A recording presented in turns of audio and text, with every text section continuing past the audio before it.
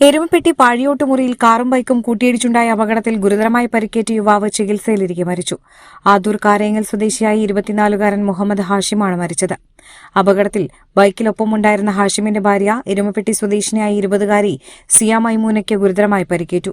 ഇവർ നിലവിൽ ചികിത്സയിലാണ്. ഇന്നലെ ഉച്ചതിരിഞ്ഞ് 4 മണിയോടെ കുന്നംകുളം വടക്കാഞ്ചേരി സംസ്ഥാന പാതയിൽ പാഴിയോട്ടുമുറി പാത്രമംഗലം റോഡിന് സമീപത്ത് വെച്ചായിരുന്നു ദാരുണമായ സംഭവം. വടക്കാഞ്ചേരി ഭാഗത്തുനിന്ന് അമിത വേഗതയിൽ വന്നിരുന്ന കാർ നിയന്ത്രണം വിട്ട് എതിർദിശയിലേക്ക് പാഞ്ഞ് എതിരെ വരികയായിരുന്ന മുഹമ്മദ് ഹാഷിമിന്റെ ഭാര്യയുടെയും ബൈക്കിൽ ഇടിക്കുകയായിരുന്നു. ഇടിയുടെ ആഘാതത്തിൽ ദമ്പതികൾ ദൂരേക്ക് തെറിച്ചു വീണു. അപകടത്തിൽ ഗുരുതരമായി പരിക്കേറ്റ ഹാഷിമിനെ തൃശൂരിലെ സ്വകാര്യ ആശുപത്രിയിൽ പ്രവേശിപ്പിച്ചിരുന്നു. ഇടിയുടെ ആഘാതത്തിൽ തുടയിൽ തകർന്നിരുന്ന ഹാഷിമിന്റെ കാൽ ശസ്ത്രക്രിയയിലൂടെ മുറിച്ചു മാറ്റുകയും ചെയ്തിരുന്നു.